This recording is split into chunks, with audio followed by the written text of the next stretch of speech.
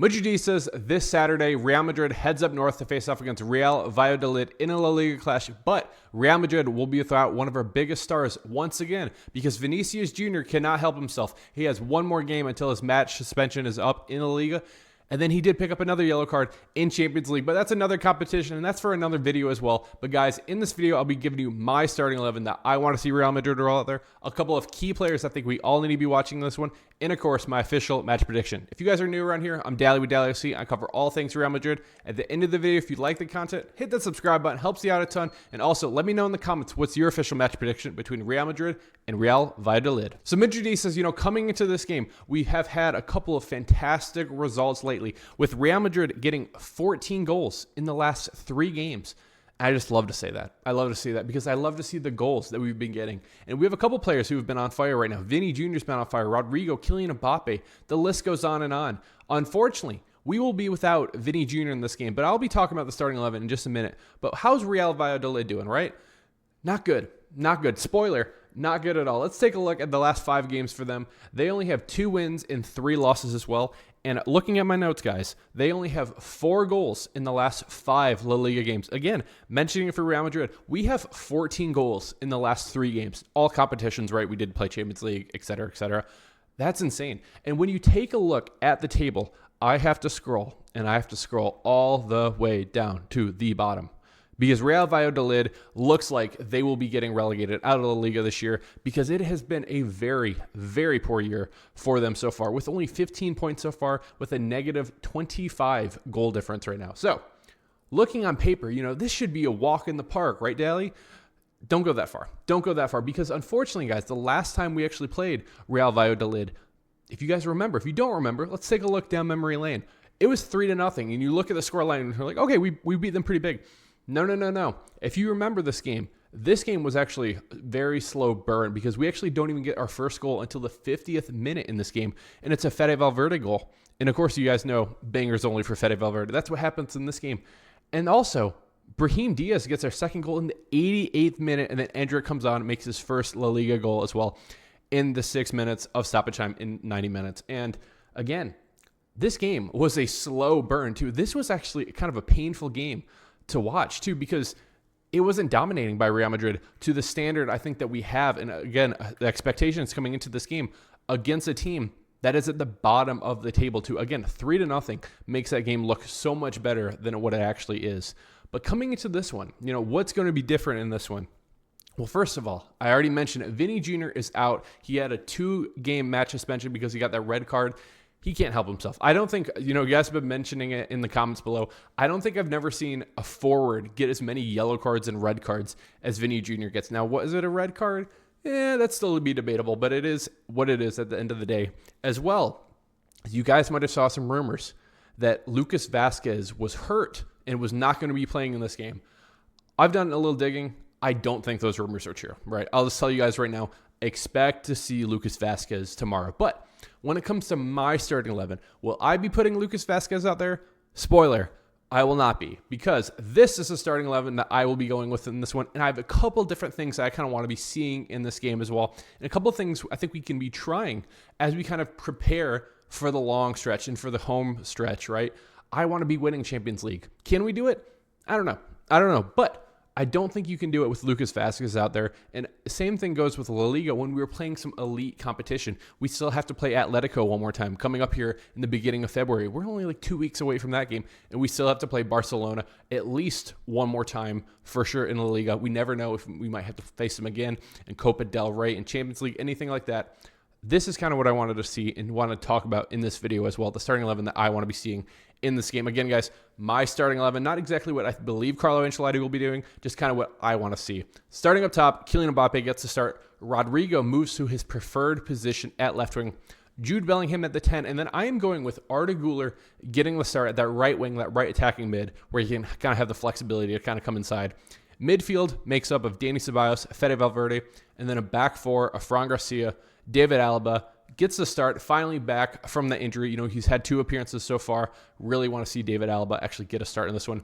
Rudiger slots over to the right center back, and then I am going with Raul Asensio at the right back position, and then, of course, Courtois in the back as well. Now, a couple of things And a couple of focuses I think we should be having in this game is, first of all, Raul Asensio. Raul Asensio should be getting in the starting 11 no matter what.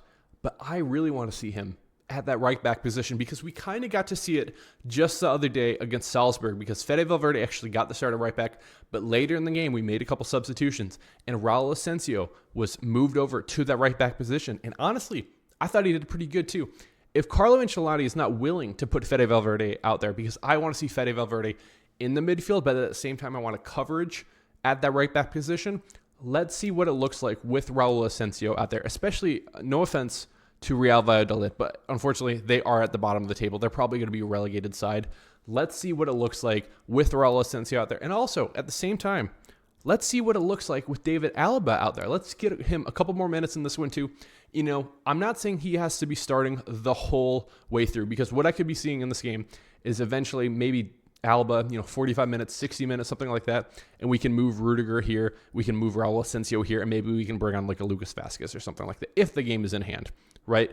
I just think you kind of need to be preparing David Alaba moving forward as well. And same thing with Raul Asensio too. He needs to be able to be flexible at that center back position, at that right back position too. Because again, if Lucas Vazquez for some reason would get hurt, like I said, with the rumors, we have to figure out something out there. And I honestly believe Raul Asensio or Fede Valverde would do a way better job than Lucas Vazquez out there defensively, especially. Lucas Vazquez is very good offensively too, but again, you could probably get away with it, and Carlo Ancelotti will probably get away with it in this one as well. But I just think we kind of need to start preparing for the later part of the season, right? In the later part of the games, and the games that actually will really, really matter at the end of the day. So again, that is what I will be going with in this one as well. Couple other players I want to be talking about is Arda Güler at that right wing position. I love Arda Güler. I do. I am a very proud member of the Arda Güler fan club, as well as I know a lot of you are as well. He needs to be getting more minutes, and especially against a team like Real Valladolid. I think it's a good opportunity for him to get a couple of playing time, get some opportunities, especially linking up with Kylian Mbappe, because I believe the link up between them has been very good. Same thing goes with Rodrigo too. I want to see Arda Güler playing at that right wing position, and then maybe later in the game we can see Jude Bellingham get substituted out because again, we do play Brest coming up this weekend too in Champions League. So I want to get some players rest if we get a comfortable lead. I'm talking like 3-0. If we can get 3-0 by like 60th minute, let's make some subs. But when it comes to Arda Güler in this game, I would love Arda to get the start. I would love to see him out there getting the full 90 because again, I don't think we see him against Brest coming up this weekend or next week, not the weekend. I don't think we see him. And what you could also possibly do too, again, you can move Arda Güler to that 10 position, and then you could bring on a Brahim Diaz as well, because I do believe Brahim Diaz will be making the start against Brest coming up, because unfortunately, Vini Jr. is suspended for that one too. But I will be talking about that in the match preview for the Brest game coming up next week as well. But again, Vini, what are you doing, mate? If you're watching the video, Vini, you're probably not. You should be. Let's stop getting suspended though, mate. Let's stop getting suspended. But either way, it is what it is. Now, Rodrigo gets the start, though. He benefits from Vini being out. And honestly, Rodrigo has been so good lately. The 2 goals that he got in the last one against Salzburg were class. That second goal, I've rewatched that 20, 30, 40 times, something like that. If you guys have done that as well, let me know in the comments, because those goals, especially that second goal, were absolutely class. And the thing is, too, where was that coming from? That was coming from the left wing. This is what Rodrigo does. Rodrigo owns that left wing when he's out there too. I'm very happy that Rodrigo gets a couple more opportunities to go play at his preferred position too. And honestly, whenever he has been out there, I think he's been class so far. And I do want to see. This has kind of been something that you guys have talked about too in the comments. I don't buy into it, but I am curious. How does this team look when we don't have Vini Jr. out there? I think Vini is literally the best left wing in the world. I mean, he almost got a hat trick the other day. He got a brace in that one too. I would rather have all 3 out there, but I am curious to see what it looks like, especially if Vini is going to keep getting suspended or if he gets hurt or something like that. We need to be adapting moving forward. So I'm very happy that Rodrigo will get the start at the left wing position in this one. Now, the next person I want to be talking about is Fran Garcia. Fran Garcia should be getting the start, and honestly, I've been saying it time and time again. He needs to be getting the start moving forward. We see what Ferland Mendy's out there, and I mentioned in the last one too. If you guys let me know if you agree with me. He looks scared. Ferland Mendy, he looks scared when he gets the ball. He only wants to back pass every single time.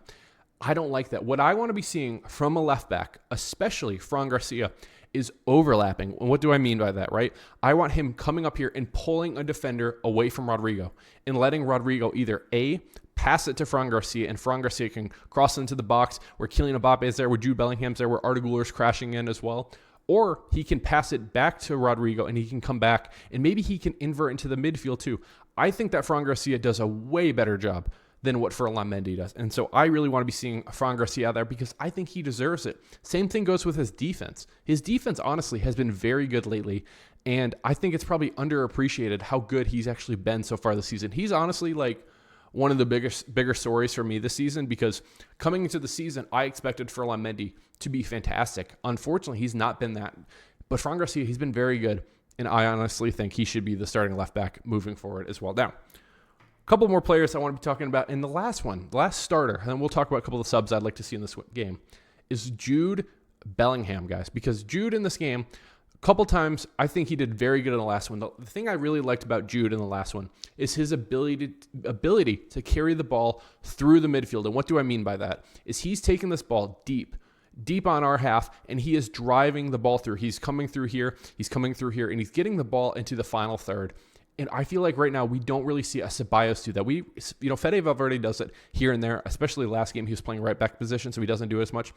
Jude Bellingham needs to be doing that a lot more for Real Madrid moving forward because it creates opportunities it pulls defenders away, and we can create some lanes and some through balls to a Kylian Mbappe, to a Rodrigo, to Arda Güler, Vini when he's out there, et cetera, et cetera. But what I don't want to be seeing from Jude Bellingham in this game, and you guys have been mentioning it in the comments as well, going back and rewatching some of the games, I would agree with you. And what it is Jude Bellingham, he is playing that 10 position. But so often I'm watching these games, and it looks like we have two strikers out there because Jude Bellingham kind of wants to play that 9 position. Now, I don't know if that's something that Carlo Ancelotti is instructing him to be doing, but what happens, unfortunately, is you have a winger out here, Fran Garcia comes up, Raul Asensio comes up, Ceballos. This is kind of what happens, right? And then what happens is we lose the ball. And then it's Alaba, Rudiger, kind of backtracking, Fede Valverde backtracking too. We kind of lose the midfield. If you could put Jude Bellingham here, we can kind of create a little more defense from a counterattack. We can kind of prevent it a little more too. I don't mind Jude Bellingham coming into the box when a cross is coming into the box or something like that too. But I feel like too many times he is kind of becoming a striker a little too much. I would like to see him play more as a 10 moving forward in a little deeper role instead of him playing that kind of like false 9 sort of role. So guys, let me know if you agree with me about that or disagree with me. I'm very curious to hear from you about, any of the tactical things that I talk about in this game. Now, a couple of the subs I'd like to see is Endrick. Endrick got a goal in the last one. It was his first La Liga goal against Real Valladolid. I would love that to happen again because, again, a game like this is an opportunity for us, I believe, to be able to get a couple subs out there, especially, again, we have another midweek game coming up against Brest in the Champions League too. If we can be resting a Kylian Mbappe after 60, 70 minutes, something like that, and we have a comfortable lead, we should be doing that. Same thing goes with Rodrigo as well. And we need to be getting Endrick a lot more minutes too because right now he is the only attacking sub that we have other than Brahim on the bench in this game. We need to be getting him ready to go. And the thing is with Carlo Ancelotti, I will give him his praise and applaud him for this. He has been playing Endrick a little more lately. That needs to be helping, and that needs to be happening a lot more as well moving forward because next year, I expect Endrick to kind of level up a little bit. He'll be a little bigger. He's had a year with the system, doing weightlifting, being with the team. He should kind of understand a little more what his responsibilities are, whether Carlo Ancelotti is here or whether maybe Xabi Alonso or somebody else is here as well. I don't know. But I expect Endrick to kind of level up next year, but we can start building him some more and more confidence moving forward toward the end of the season as well. Other player I want to be talking about too is Brahim Diaz should be coming on too. Again, I already mentioned it too. If we get a comfortable lead, Jude Bellingham, he needs to be coming off too because we need Jude for the success for this team moving forward. And I would love to see Arda Güler move to that 10 role and Brahim Diaz being on that right wing as well. Even if you wanted to, we could be putting Brahim at that 10 role as well. I'm not opposed to that as well. So guys, when it comes to my official match prediction in this game, the last time we played Real Valladolid, we beat them pretty easily, right? 3-0. Again, it wasn't that easy of a game. We don't get our 3 goals until the second half of that game. And again, 2 of them were super late. So when it comes to this game, what's going to be happening? Well, first of all, we're not at home in the Santiago Bernabeu. So that's kind of difficulty number 1. Secondly, I want to mention Vini Jr. is out of this game too. That's one of the best scorers that you have in the world. Him not even being available off the bench or anything like that, that's difficulty number 2. And the thing is, coming into this game, sometimes this Real Madrid team, we kind of sleepwalk the first 15 minutes of this game. I would not be that surprised if that happens and Real Valladolid gets an early goal. That's actually what I will be predicting this one. But at the end of the day, I do believe that this Real Madrid team is just too talented right now, and we are on too much of a hot streak. Again, 14 goals in the last 3 games for Real Madrid. Rodrigo is on fire. Kylian Mbappe is on fire as well. Jude Bellingham, hottest man in Europe? Possibly. I think that Real Madrid, at the end of the day, will defeat Real Valladolid 4-1. I will be going with Rodrigo getting a goal, with Kylian Mbappe getting a brace. Oh, I want a hat trick so bad. I want a hat trick. I'm not going to predict it. But then Arda Güler getting the 4th one as well. So guys, again, Real Madrid will defeat Real Valladolid 4-1. That's my official match prediction. You guys let me know in the comments what's your official match prediction. And guys, really quick, shout out to all the members. I appreciate you guys all so much and all the support and all the love. If you guys want to become a member, link is in the description of this video.